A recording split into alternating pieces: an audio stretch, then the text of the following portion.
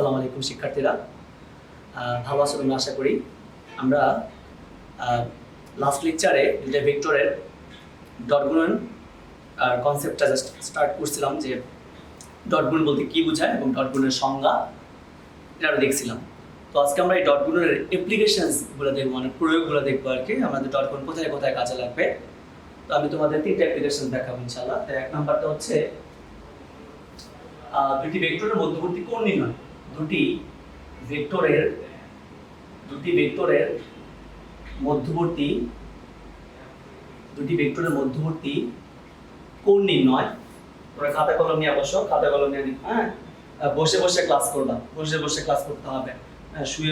শুয়ে থেকে ক্লাস করা যাবে না, বসে খাতা নিয়ে লেকচার তুলবা, কথাগুলো মনোযোগ দিয়ে শুনবা, দেন ক্লাস শেষে আবার বই থেকে টপিকটা পড়ে নেবা। ঠিক আছে, অল্প একটুই তো, একটু সময় দেখলেই হয়ে যাবে। ঠিক আছে, আচ্ছা তোমাদের বইয়ে অনেক প্রবলেম দেওয়া থাকে, এগুলো সলভ করার চেষ্টা করবা। এই ধরনের দুইটা ভেক্টরের মধ্যবর্তী কোণ নির্ণয় একটা অ্যাপ্লিকেশন, আর একটা হচ্ছে দুইটা ভেক্টর পরস্পর লম্ব কিনা। দুটি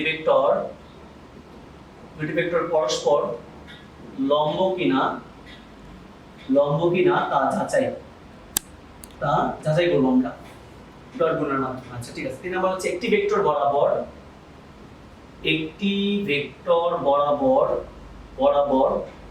আরেকটি ভেক্টরের লম্ব অভিক্ষেপ বা উপাংশ বা অংশক নির্ণয়। ঠিক আছে, তবে উপাংশ অংশকের মানই হচ্ছে লম্ব বিক্ষেপ। এগুলো আমরা পরে আবার দেখবো আমরা ইনশাআল্লাহ। আজকে আমরা এই দুইটা, এই 1 নাম্বার আর 2 নাম্বার অ্যাপ্লিকেশনসটা দেখব, দেন এটা আমাদের তৃতীয় ক্লাসে ইনশাআল্লাহ দেখব আর কি। তো দুইটা ভেক্টরের মধ্যবর্তী কোণ, হ্যাঁ এটা আমি মুছে ফেলি। 1 নাম্বার অ্যাপ্লিকেশনসটা আমরা এখন করব, দুইটা ভেক্টরের মধ্যবর্তী কোণ নির্ণয়। তো দুইটা ভেক্টরের জন্য আমি একটা ভেক্টর আমাদের সংজ্ঞার মধ্যে দুইটা আসছে, যে মধ্যবর্তী কোণ থিটা ধরে a ডট b লিখছিলাম। তো আমরা লিখব a একটা ভেক্টর, আর একটা ভেক্টর হচ্ছে b আর একটা ভেক্টর, তাদের মধ্যে ডট গুণ হচ্ছে a ডট b ইকুয়াল কি a ভেক্টরের মান দেন কত b ভেক্টরের মান এবং তাদের মধ্যবর্তী কোণের কোসাইন। এই জিনিসটাকে অনেকে আবার এভাবেও লিখে a ভেক্টরের মানটাকে এরকম মড দিয়ে লিখে b ভেক্টরের মান বা ম্যাগনিটিউড যেটা বলো, হ্যাঁ তারপরে cos, একই কথা, শুধু a লিখলাম, এটা যেই কথা, a ভেক্টরের মড দিলাম বা ম্যাগনিটিউড একই কথা, b ভেক্টর ম্যাগনিটিউড একই কথা। ঠিক আছে, তো আমি এটা লিখতেছি আর কি, a dot b equal a cos theta, যেখানে থিটাটা আমাকে বের করতে হবে, মধ্যবর্তী কোণ থিটা নির্ণয়, থিটাটা আমরা বের করব। ঠিক আছে, আমাদের কনসেপ্ট ওকে। তো cos থিটা বা a dot b equal a b cos theta, এখান থেকে আমি cos থিটা ইকুয়াল কি লিখতে পারি, cos থিটা ইকুয়াল লিখতে পারি a dot b by ab, a dot b by ab। অর্থাৎ দুইটা ভেক্টর যদি দেওয়া থাকে, উপাংশে বিভাজিত ভেক্টর দেওয়া আছে, তো তাদের ডট গুণন করব, উপরে বসাবো আর নিচে তাদের মান বসাবো। হ্যাঁ, তাহলে আমি কি তাদের মধ্যবর্তী কোণের কোসাইন পাবো, আর কোসাইন পাইলে এখান থেকে আমি থিটাটা বের করতে পারবো। তো থিটা ইকুয়াল কত হবে, cos ইনভার্স এই জিনিসটা। ঠিক আছে, অর্থাৎ a ডট b বাই হচ্ছে তোমার ab। ঠিক আছে, অনেক ইজি। দুইটা ভেক্টরের মধ্যবর্তী কোণ বের করা অনেক আসেও পরীক্ষায়। তো দুইটা ভেক্টরের মধ্যবর্তী কোণ বের করতে হলে কি করতে হবে, আমাকে ডট গুণের সাহায্য নিয়ে আমাকে থিটাটা বের করতে হবে। তো এখন আমরা একটা প্রবলেম করলে তোমার জন্য এটা অনেক ইজি হবে বোঝার জন্য। হ্যাঁ, আমি যদি তোমাকে বলি যে a একটা ভেক্টর, কোশ্চেনটা তোমরা লিখে ফেলতে পারো, যে মনে করো একটা কোশ্চেন লিখো যে a একটা vector 2i cap plus 4j cap minus 5k cap, আর একটা ভেক্টর হচ্ছে b আর একটা vector i cap plus 2j cap হচ্ছে কত প্লাস 3k ক্যাপ। ঠিক আছে, যদি আমি তোমার চিত্রের মাধ্যমে যদি দেওয়া থাকে, তোমাকে এরকম বলে দিলে a একটা ভেক্টর আর বলে b একটা ভেক্টর, এরকম ভাবে চিত্র একটা বলবা, বলো তোমাকে মধ্যবর্তী কোণটা থিটা বলে যে থিটাটা নির্ণয় করো, এরকম দিয়ে দিন। এই যে উদ্দীপকে এরকম a ভেক্টর b ভেক্টর দেওয়া আছে, তো তাদের মধ্যবর্তী কোণ আমাদের থিটাটা বের করতে হবে আর কি, যে ভেক্টর মধ্যবর্তী কোণ ধরি মধ্যবর্তী কোণ হচ্ছে তাদের মধ্যবর্তী কোণ। আচ্ছা কোশ্চেন দেখি, সেটা হচ্ছে থিটা ইকুয়াল a ও b এর মধ্যবর্তী কোণ, নির্ণয় করো। ঠিক আছে, তো যে a ডট b কলম লিখলাম a b cos থিটা, এটা লিখবা, আমরা জানি যে লিখবা যে বা লিখবা যে ধরি মধ্যবর্তী কোণ থিটা। এখন a ডট b ইকুয়াল কত a b cos থিটা, এখান থেকে cos theta equal a dot b by b equal তো লিখবা, দেন এই কাজটা করবা আর কি, ডট গুণন, that implies cos theta equal কত হবে দেখবা যে এই ভেক্টরটা তুলবা 2i cap plus 4j cap minus 5k cap dot dot দিতেই হবে, ঠিক আছে? কত হবে i cap plus 2j cap plus 3k cap by নিচে হবে a ভেক্টরের মান b ভেক্টরের মান। এই ভেক্টরের মান কিভাবে বের করে, একটা ভেক্টরের মান কিভাবে বের করে, রুট ওভার, তোমরা সবাই জানো যে একটা ভেক্টর যদি এরকম হয়, এই একটা ভেক্টর যদি এটা হয় ax i cap plus ay j cap plus az k cap, এই ভেক্টরটার মান আমরা বের করি রুট ওভার দিয়ে কি করি, এই কম্পোনেন্টগুলো স্কয়ার করে যোগ করে দিই, কম্পোনেন্টগুলো স্কয়ার করে যোগ করে দিই, ঠিক আছে? তোমরা একটা কাজ করো বাসায়, এই জিনিসটা একটু অন্যভাবে দেখবা, হ্যাঁ? মানে তোমরা এই ভেক্টর মান বের করবা, কিভাবে করবা, এটা হোমওয়ার্ক তোমাদের। তোমরা কি করবা, a ডট a বের করবা, দেখবা a ডট a করবা, মানে a ভেক্টরের সাথে আবার a ভেক্টর ডট করবা। তো a ডট a লিখবা, এখানে a ভেক্টরটা ডট দিয়া আবার কি a ভেক্টরটা লিখবা। লেখার পরে a ডট a সমান সমান কি জানোই তো, a এর মান আবার কত, a এর মান, তাদের মধ্যবর্তী কোণ কত, a আর a তো একই দিকে, cos 0 degree, cos 0 degree, cos 0 ডিগ্রির মান কত আবার 1, এখান থেকে যেটা থাকবে সেটা হচ্ছে a স্কয়ার। তো a স্কয়ার থেকে a এর মানটা বাইর করে দেখো কি আসে, এটা আসে কিনা দেখো আসে, হ্যাঁ? আচ্ছা এখন আমরা অঙ্কে ফিরে আসি। তো আমরা এই ভেক্টরের মান, যেহেতু এই ভেক্টরটা দেওয়া আছে, তো তার মান আমরা বের করব কিভাবে, রুট ওভার কম্পোনেন্টগুলো স্কয়ার করে যোগ। এই যে একটু আগে বললাম একটা ভেক্টর যদি এটা হয় তার মান এভাবে বের করি আমরা, কম্পোনেন্টগুলো স্কয়ার করে যোগ করব। তাহলে কত হবে 2 স্কয়ার প্লাস কত হবে 4 স্কয়ার প্লাস কত মাইনাস 5 স্কয়ার, খেয়াল রাখবা চিহ্ন সহ কিন্তু লিখতে হবে। দেন তারপর কত হবে রুট ওভার, হ্যাঁ? তুমি এখানে যদি a একটা স্কেলার b একটা স্কেলার, এখানে তুমি ভিতরে চাইলে তুমি এটাও দিতে পারো, কিছু নাও দিতে পারো, কোনো সমস্যা নাই, যেহেতু তারা দুটো স্কেলার এখানে ভিতরে ডট ক্রস এগুলো কোনো ফ্যাক্ট না, যদি ভেক্টরের ভিতরে এগুলো কিন্তু ফ্যাক্ট। আচ্ছা তো এখন b এর মান কত হবে, b এর মান হবে তোমার কত, রুট ওভার 1 স্কয়ার প্লাস কত 2 স্কয়ার প্লাস কত হবে তোমার 3 স্কয়ার। তো কত আসে একটু দেখি, কত আসে, উপরে দুটো ভেক্টরের ডট গুণন তো আমরা শিখছি কি হবে, যে i এর সঙ্গে সাথে i এর সবটা গুণ করতে হয়, তাহলে 2 * 1 কত হবে 2 প্লাস 4 * কত হবে 2, তো 8 মাইনাস 5 * কত হবে তোমার 3, তো কত হবে মাইনাস 15। আমি আবার বলতেছি, আমরা ডট গুণ করতে গেলে কি করি, যদি উপাংশে বিভাজিত ভেক্টর ডট গুণ কি করি, এখানে কম্পোনেন্টগুলো আমরা গুণ করি। আমরা যখন প্রমাণ করছিলাম এটা যে i এর সাথে i গুণ করে 1, i এর সাথে যে গুণ করলে 0, এগুলো বাদ দিয়ে দিছিলাম। এট দ্য এন্ডে যেটা ছিল এটা যে i এর সহগের সাথে i এর সহগ কত 2 একে 2, j এর সহগের সাথে j এর সহগটা গুণ হবে, তো 4 দুগুণে কত 8 মাইনাস 5 আর 3 মাইনাস 15। আর নিচে মানটা কত আসবে এখানে রুট ওভার 25, আচ্ছা 4 প্লাস 16 প্লাস 25, রুট ওভার কত 1 প্লাস 4 প্লাস 9, ঠিক আছে? তো এখান থেকে হিসাব করলে কি পাবা তুমি, 10 থেকে 15 বিয়োগ করলে হচ্ছে -5, আর নিচে হচ্ছে তোমার 20 যোগ 25 রুট ওভার 45, আর এখানে কত হবে তোমার রুট ওভার 14, হ্যাঁ 10 আর 4 14। তো এখান থেকে কি পাইলা, আসলে পাইলা হচ্ছে cos থিটা পাইলা, cos থিটা, কিন্তু আমাকে বের করতে হবে কি থিটা, তাহলে কি হবে থিটা ইকুয়াল cos ইনভার্স, অনলাইনে আমি এখানে লিখতেছি, তো থিটা ইকুয়াল cos ইনভার্স এই মান অর্থাৎ -5 বাই রুট ওভার 45 ইনটু কত রুট ওভার 14। ক্যালকুলেটর থেকে হিসাব করে নেবা কত আসে মানটা, মেবি তোমার 100 আর হিসাব করলে কত 101 দশমিক করে দেখবা 101.49 ডিগ্রি এরকম একটা মান আসার কথা, হ্যাঁ? তাও আবার তোমার চেক করে দেখবা, হ্যাঁ ভুলে চেক করে দেখবা, ওকে? তো এটা হচ্ছে দুটো ভেক্টর মধ্যবর্তী কোণ, তাহলে বাইরে आंसर দুটো ভেক্টর মধ্যবর্তী কোণ আমরা কিভাবে করব, ডট গুণনের সাহায্যে a ডট b করে b cos লিখব, এখান থেকে থিটাটা বের করে নিব, হ্যাঁ a আর b তো দেওয়া থাকবে প্রশ্ন। আচ্ছা তো একটা অ্যাপ্লিকেশন শেষ, আশা করি পারবো, অনেক সহজ একটা অ্যাপ্লিকেশন। দেন দুই নাম্বার যেটা সেটা হচ্ছে তোমার সেটা হচ্ছে দুটো ভেক্টর লম্ব কিনা, দুটি ভেক্টর লম্ব কিনা তা যাচাই। দুটি ভেক্টর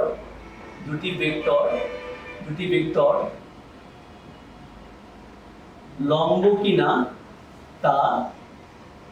তা যাচাই, দুটো ভেক্টর পরস্পর লম্ব কিনা তা দেখব আমরা। তো দুটো ভেক্টর যদি লম্ব হয় তাহলে তাদের মধ্যবর্তী কোণ কত, তাদের মধ্যবর্তী কোণ হচ্ছে তোমার 90 ডিগ্রি, 90 ডিগ্রি। তাহলে কি হবে তাদের ডট গুণন, a ডট b, ধর a ও b এর মধ্যবর্তী কোণ, কত 90 হবে, 90 লম্ব হইলে a ও b পরস্পর লম্ব হলে a ও b এটার সঙ্গে হয়ে লিখি যে a তোমার পারপেন্ডিকুলার টু b, a লম্ব b হলে থিটা কত, থিটা হচ্ছে তোমার 90 ডিগ্রি। তাহলে ডট গুণন কি হবে? a ডট b ইকুয়াল কত হবে? a এর মান তাহলে কত b এর মান তাদের মধ্যবর্তী কোণের কোসাইন তাহলে কত হবে? 90 cos 90 cos 90 মান কত? 0। তাহলে a এর মান b এর মান তার সাথে তুমি যদি 0 গুণ করো ঠিক আছে কত হবে? তাহলে 0। তাহলে a ডট b সবসময় 0 আসবে যদি তারা পরস্পর লম্ব হয়। অর্থাৎ দুইটা ভেক্টর লম্ব কিনা যদি তোমাকে বলে তো কি করবা? তাদের ডট গুণন করবা। ডট গুণন যদি 0 আসে তো বলতে পারবো তারা পরস্পর লম্ব। অর্থাৎ এই কথাটা আমি এইভাবে বলতে পারি যে a লম্ব b হলে কি হবে? ডট গুণন 0 হবে। আবার এটাকে আমি এভাবে বলতে পারি যে a ডট b ইকুয়াল 0 হলে a আর b কি পরস্পর লম্ব। একই কথা। অর্থাৎ লম্ব কিনা যদি তোমাকে বলে বা এরকম প্রশ্ন আসে যে এটার মান কত হলে তারা লম্ব হবে, তো লম্ব হইলেই তাদের ডট গুণনটা 0 হবে। ঠিক আছে? দুইটা ভেক্টর ডট গুণন 0 হলে তারা পরস্পর লম্ব। তো এরকম একটা প্রবলেম করলে তুমি আরো ক্লিয়ার হবা। আমরা কিন্তু একটা কোশ্চেন দিলাম এরকম ভাবে যে একটা ভেক্টর হচ্ছে মনে করো a একটা vector 2i cap minus 2j cap plus k cap, আর একটা ভেক্টর হচ্ছে b একটা vector 4i cap plus 2j cap minus 4k cap. হ্যাঁ, আমি যদি বলি যে a ও b পরস্পর লম্ব কিনা, a ও b পরস্পর লম্ব কিনা, ঠিক আছে? এরকম ভাবে আসে লম্ব কিনা বলবো কি করবা? তাদের ডট গুণন করবা। a ডট b করবা। হ্যাঁ, কত হবে? a ডট b কত হবে? আমি একবার করে ফেলি। হ্যাঁ, 4 দোকানে কত হবে? 8। দুইটা ভেক্টর ডট গুণন কিভাবে করে? i এর সঙ্গে i এর সঙ্গে j এর সাথে j k এর সাথে k। 4 দোকানে 8 এর -2 আর +2 কত হবে? তোমার -4। 1 আর -4 কত হবে? -4। 8 8 কত আসছে? 0। a ডট b যেহেতু 0 আসছে লিখবা যে যেহেতু a ডট b ইকুয়াল কত? 0। সুতরাং a পারপেন্ডিকুলার টু b মানে a আর b পরস্পর লম্ব। তাহলে ভেক্টর লম্ব হইলে তাদের ডট গুণন অবশ্যই 0 হবে। ঠিক আছে? আচ্ছা, আমরা ডট গুণন করে চেক করব আর কি। আচ্ছা, এখন এই প্রবলেমটা মাঝে মধ্যে এমসিকিউ তে এভাবেও দেয় যে মনে করো তোমাকে বলে দিল যেখানে -4 টা নাই, এখানে বলো তোমার কত? m k cap. বলো যে m এর মান কত হলে a ও b পরস্পর লম্ব হবে। কোশ্চেনটা আমি কিভাবে দিলাম? হ্যাঁ, আমি দিলাম এভাবে যে m এর মান কত হলে a ও b পরস্পর লম্ব হবে। ঠিক আছে? তো কি করবা? m এর মান যেটা বের করতে হবে, দুটো ভেক্টর তো এই কমপ্লিট না, হ্যাঁ, এটা আননোন। তার মানে আমি ডট গুণন 0 ধইরা তারপরে m এর মানটা বের করব। এবার যে এটা সলিউশন কিভাবে করবা? যে a লম্ব b হলে হবে যদি a ডট কি হবে? যদি a ডট b ইকুয়াল কত হবে তোমার? 0। তো a ডট b আমরা করব। a ডট b ডিটেইলে লিখি। তুলো 2i cap minus 2j cap plus k cap dot b কত?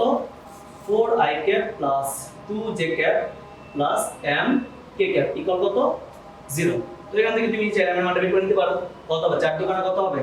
8 মাইনাস 4 1 আর m গুণ করলে কত হবে? m ইকুয়াল কত? 0। বুঝছো কি না?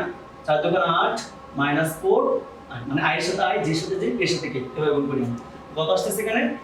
8 মাইনাস 4 হচ্ছে 8 প্লাস 4 প্লাস m ইকুয়াল কত? 0। তাহলে m ইকুয়াল কত আসছে? m ইকুয়াল হচ্ছে -4। তাহলে m এর মান যদি -4 হয় তাহলে ডট গুণনটা 0 হবে। আর ডট গুণনটা 0 মানে কি? তার পরস্পর লম্ব। তুমি বলতে পারতেছো যে m এর মান -4 হলে a আর b পরস্পর কি হবে? লম্ব হবে। ঠিক আছে? আশা করি বুঝতে পারছো। তো এই ধরনের আরেকটা প্রবলেম তোমাদের হোমওয়ার্ক দিব। হ্যাঁ, তোমরা একটু তুলো, আমি এটা বোর্ডটা ক্লিন করতেছি। শিক্ষার্থীরা তোমরা প্রবলেমটা তুলে ফেলো যে p একটা ভেক্টর, q একটা ভেক্টর দেওয়া আছে। তো এখানে এগুলো ইনকমপ্লিট, হ্যাঁ, কারণ এই কম্পোনেন্টগুলোর মান দেওয়া নেই। তোমাদের a দেওয়া আছে, এটা 2a, এগুলো আবার কমপ্লিট, এটা আবার কমপ্লিট। তো কোশ্চেনটা হচ্ছে a এর মান কত হলে p ও q ভেক্টরতে পরস্পর লম্ব হবে। তো লম্ব হওয়ার কন্ডিশন কি? তাদের ডট গুণন 0 হইতে হবে। তো লিখবা যে p ও q পরস্পর লম্ব হলে কি লিখবা? p ডট q ইকুয়াল কত? 0 ধরে লিখবা। হ্যাঁ, ডট গুণন করবা, করে দেখবা এট দ্য এন্ডে তুমি কি a এর মান পাও। ঠিক আছে? a এর মানটা কত হয় তোমরা পরবর্তীতে যখন ক্লাস হবে তোমার অফলাইনে তখন আমাকে জানায়। হ্যাঁ, তো এখন এখান থেকে এর মানটা তোমরা ইজিলি বের করতে পারবে, আশা করি পারবা। এর দুইটা মান আসবে, বলে দিলাম এর দুইটা মান আসবে, কারণ এটা দ্বিঘাত সমীকরণ হবে। ঠিক আছে, আচ্ছা গুণ করলে এটা দ্বিঘাত সমীকরণ পাবা। এর দুইটা মান আসবে, দুইটা মানের জন্য দুইটা মানের জন্য পি আর কিউ তার লম্ব হইতে পারে। ঠিক আছে, আশা করি করতে পারবা। তো আমরা আরেকটা পার্ট অল্প একটু আলোচনা করে শেষ করে দিব। হ্যাঁ, এটা হচ্ছে আর অনেক আলোচনা করা যে টপিকটা, সেটা হচ্ছে দিক কোসাইনের মাধ্যমে বা কোনো একটা ভেক্টরের তিনটা অক্ষের সাথে কত কত অ্যাঙ্গেল আছে সেটা বের করা যায়। তো তিনটা অক্ষের সাথে এক্স ওয়াই, যদি আমি এরকমভাবে তিনটা তোমার ভেক্টর দেখাই, তার একটা মার্কার নিয়ে নিই। আমি মনে করো যে এরকম ভাবে তিনটা অক্ষ আছে। হ্যাঁ, আসলে এগুলা দেখার একটু কষ্টকর। যেমন এক্স ওয়াই জেড, তিনটা অক্ষের সাথে একটা ভেক্টর, মনে করি এরকম এই তলে একটা ভেক্টর আছে, দিকে স্পেস একটা ভেক্টর এখানে। তো এই ভেক্টরটা তিনটা অক্ষের সাথে কত কত অ্যাঙ্গেলে আছে, এই অ্যাঙ্গেলগুলো আমরা বের করতে পারি। যদি একটা ভেক্টর দেওয়া থাকে তাহলে এই ভেক্টরটা তিনটা অক্ষের সাথে কত কত অ্যাঙ্গেল আছে বা কত কত অ্যাঙ্গেল উৎপন্ন করে আছে সেটা আমরা বের করতে পারবো। তোমার বোঝার সুবিধার্থে আমি যদি আরেকটা কলম নিই, কলমটা মনে করে যে এই কলমটা, হ্যাঁ এই কলম, এটা একটা ভেক্টর নির্দেশ করতেছে, একটা মানে বিন্দুর অবস্থান ভেক্টর নির্দেশ করতেছে। আমি বললাম যে এই কলমটা এক্স অক্ষের সাথে ওয়াই অক্ষের সাথে জেড অক্ষের সাথে কত কত অ্যাঙ্গেলে আছে এটা আমি বের করব। এটা আমরা বের করতে পারবো দিক কোসাইনের সাহায্যে, বা আমাদের মধ্যবর্তী কোণ বের করতে পারি ডট গুণের সাহায্যে। ডট গুণ থেকেও করা যায়। আমি একটু দেখাই তোমাদের, একটু দেখাই। বুঝতে পেলাম, এটা একটা ভেক্টরের অক্ষত্রয়ের সাথে কোণ নির্ণয় টপিক লিখতে পারো যে একটা ভেক্টরের অক্ষত্রয়ের সাথে উৎপন্ন কোণ নির্ণয় লিখে ফেলতে পারো। আমি লিখতেছি না, আমি বলি যে এই একটা ভেক্টর কথার কথা, ভেক্টরটা হচ্ছে ax i cap plus ay j cap plus az k cap, এটা একটা ভেক্টর। তো এই ভেক্টরটা x অক্ষের সাথে, এই ভেক্টরটা, এটা হচ্ছে ভেক্টরটা মনে করো, এই ভেক্টরটা x অক্ষের সাথে যে অ্যাঙ্গেল উৎপন্ন করে সেটা হচ্ছে তোমার বললাম আমি থিটা x, y এর সাথে যে কোণ উৎপন্ন করে সেটা হচ্ছে তোমার থিটা y, z অক্ষের সাথে অ্যাঙ্গেলটা আমি দেখাইতে পারতেছি না, কারণ z অক্ষটা আসলে এমন একটা হবে, বললাম আর কি এরকম হবে যে তোমার এটা হচ্ছে তোমার কত থিটা z, z অক্ষের সাথে অ্যাঙ্গেলটা হচ্ছে থিটা z। এই তিনটা অ্যাঙ্গেল তোমরা চাইলে বের করতে পারবা। তো আমরা দুইটা ভেক্টরের মধ্যবর্তী কোণ বাইর করে ডট গুণ দিয়ে তুমি ডট গুণের সাহায্যও করতে পারো। এই যে এরকম ভাবে আমি যদি বলি ভেক্টরটা x অক্ষের সাথে কত অ্যাঙ্গেল উৎপন্ন করছে, তুমি কি করবা, এই ভেক্টরটার সাথে x অক্ষ বরাবর একটা একই ভেক্টর ডট করবা। আর আমাকে বের করতে হবে x অক্ষের সাথে অ্যাঙ্গেল, মানে আমি থিটা x টা বের করতে চাই, তাহলে কি এই ভেক্টরটার সাথে i ক্যাপের ডট করব আমরা। ঠিক আছে, তাহলে x অক্ষের সাথে অ্যাঙ্গেলটা পেয়ে যাবে। তাহলে কত হবে, এই ভেক্টরটা হচ্ছে ax i cap plus ay j cap plus কত তোমার az k ক্যাপ ডট কত i। তো এখান থেকে তুমি চাইলে এই ভেক্টরটার সাথে তুমি যদি i এর গুণ, আচ্ছা আমি এখানে একটু ভুল লিখছি,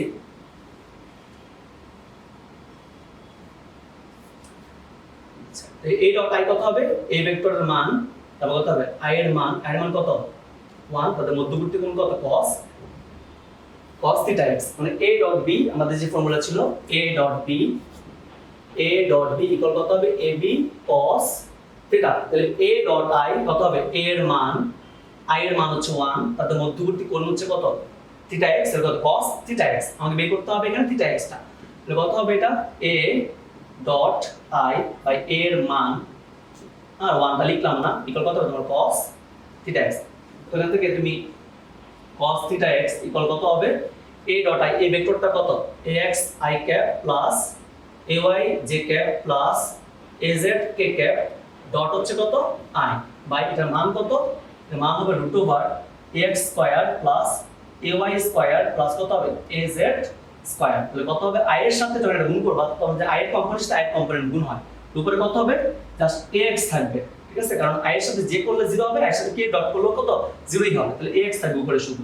আর নিচে হচ্ছে নিচে কি থাকবে x square plus ay square plus কত তোমার az স্কয়ার, এটা হচ্ছে cos থিটা x।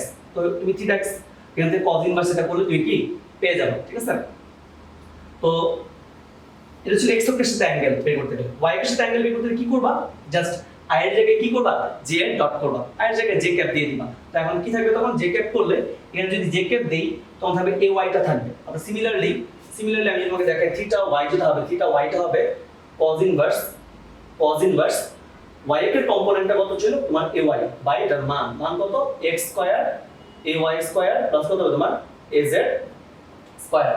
আবার থিটা z হবে তোমার কত cos ইনভার্স az বাই কত হবে রুট ওভার ভেক্টরটার মান x square plus ay square plus az square. অর্থাৎ একটা ভেক্টরের তিনটা অপোজিট অ্যাঙ্গেল তুমি ইজিলি বের করতে পারবা। এই মানে এই ফর্মুলা ডিরেক্ট ফর্মুলা হচ্ছে এটা। আচ্ছা, আর দিক কোসাইন যেটা বললাম এটা তুমি এভাবে বলতে পারো যে এই ভেক্টরটার মান হচ্ছে এই ভেক্টরটার মান, মানে এটা হচ্ছে ডট গুণনের সাহায্যে দেখাইলাম আর কি। আর যদি দিক কোসাইনের সাহায্যে দেখাই বলো তাহলে আমি বলবো যে x অক্ষের সাথে যে পুনরুৎপন্ন করে যদি থিটা x হয় তাহলে cos থিটা x কে বলবো আমরা ওই ভেক্টরটার x অক্ষের দিক কোসাইন, আর cos থিটা কে বলবো আমরা y অক্ষের দিক কোসাইন, আর cos থিটা z কে আমরা বলবো z অক্ষের দিক কোসাইন। যেমন আমি যদি বলি যে ভেক্টরটার x অক্ষ বরাবর কম্পোনেন্ট, তাহলে কি হবে ভেক্টরটার মান যদি এটা হয় তাহলে x অক্ষ বরাবর কম্পোনেন্ট হবে a cos থিটা x, মানে অভিক্ষেপ, লম্ব অভিক্ষেপ। আর y অক্ষ বরাবর অভিক্ষেপ কত হবে তোমার a cos থিটা y, এটা হচ্ছে y অক্ষ, এটা হচ্ছে x অক্ষ বরাবর, এটা হচ্ছে y অক্ষ বরাবর। z অক্ষ বরাবর কত হবে ভেক্টরটার মান cos থিটা z। এই জন্য কি x অক্ষের কম্পোনেন্ট এটা হচ্ছে y অক্ষের কম্পোনেন্ট, এটা হচ্ছে z অক্ষের কম্পোনেন্ট। আর ভেক্টর থেকে আমরা যেটা পাই সেটা হচ্ছে x অক্ষের কম্পোনেন্ট হচ্ছে ax, y অক্ষের হচ্ছে ay, z অক্ষের কত az। তাহলে আমি এখানে লিখতে পারি না, আমি লিখতে পারি এটা সমান সমান কত ax, এটা সমান সমান কত ay, এটা সমান সমান কত তোমার az। এখান থেকে তুমি চাইলে theta x theta y theta z দেখাইতে পারো। এই যে দেখো দেখাইতেছি যে এখান থেকে যদি আমি তোমাকে একটা দেখাই শুধু আমি cos থিটা x ইকুয়াল কত হবে ax বাই কত এই ভেক্টরের মান, যেখানে ax তো এটা আর এই ভেক্টরের মান হচ্ছে কি √ এটা। অর্থাৎ দিক কোসাইনের মাধ্যমে আমরা এটা দেখাইতে পারি। আচ্ছা, এবার এগুলো এমসিকিউ তে খুব বেশি আসে, এমসিকিউ তে তোমাদের ম্যাথও এই পার্টটা আছে, মানে গণিতের যে দ্বিতীয় অধ্যায় ভেক্টর এটা আছে। ওকে, আমি কি বললাম এই একটা vector i cap plus j cap minus 2k cap. আমি বললাম এই ভেক্টরটা x অক্ষের সাথে উৎপন্ন কোণ কত, তাহলে কত হবে direct formula theta x equal কত cos ইনভার্স x অক্ষের কম্পোনেন্ট মানে 1 বাই কত এর মান কত হবে 1 square plus 1 square plus minus 2 square. সব বলে যা আসবে cos ইনভার্স কত উপরে হচ্ছে কত 1 বাই 4 5 6 কত √6। এটা হচ্ছে x অক্ষের সাথে উৎপন্ন কোণ। সিমিলারলি y অক্ষের সাথে বের করতে পারবা, কারণ এখানে তো y অক্ষের সাথে যেহেতু 1 ই আসবে, এটাই আসবে। z অক্ষের সাথে যখন বের করব ওরে কি আসবে -2 আসবে, আর নিচে এটাই থাকবে মান। ঠিক আছে? আচ্ছা, আশা করি তুমি বুঝতে পারছো। আমরা আজকের ক্লাসে শিখলাম হচ্ছে দুটো ভেক্টর পরস্পর মানে দুটো ভেক্টর মধ্যবর্তী কোণ আর দুটো ভেক্টর পরস্পর লম্ব কিনা এই যেগুলো আমরা বললাম। আর দিক কোসাইনের সাহায্যে একটা ভেক্টরের তিনটা অক্ষের সাথে অ্যাঙ্গেল বের করা শিখলাম। তোমরা বই থেকে এগুলো টপিকগুলো পড়বা, আশা করি বুঝতে পারবে, কোনো সমস্যা হবে না। হ্যাঁ, আজকে এই পর্যন্তই। আল্লাহ হাফেজ, আসসালামু আলাইকুম।